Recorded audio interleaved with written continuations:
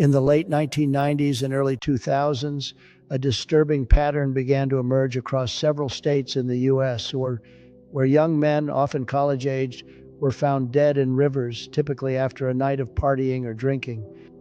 Initially, these deaths were ruled as accidental drownings, but as the years went by, investigators started noticing a strange and unsettling pattern. In many of the cases, a common factor emerged. The men had been in similar circumstances before their deaths, often intoxicated and alone near water. But what was even more eerie was the discovery of smiley face graffiti at or near the locations where the bodies were found.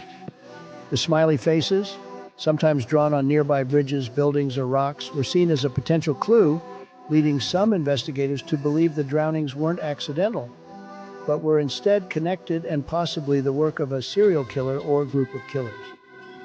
In 2008, former detective Kevin Gannon, along with his colleagues, began investigating the deaths and theorized that they were part of a larger pattern of at least 40 similar cases across multiple states, including New York, Pennsylvania, and Wisconsin.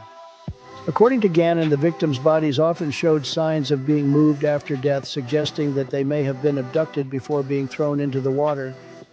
The presence of the smiley face symbol became a chilling trademark of these alleged murders.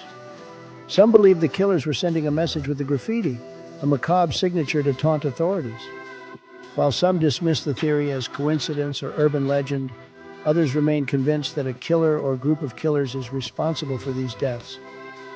To this day, the Smiley Face murders remain unsolved, with no one definitively linked to the killings. The eerie smiley faces have become a symbol of a mystery that lingers, casting a shadow over the unsolved disappearances and deaths of young men across the U.S. As new information surfaces and theories evolve, the quest for justice continues, leaving many questions unanswered.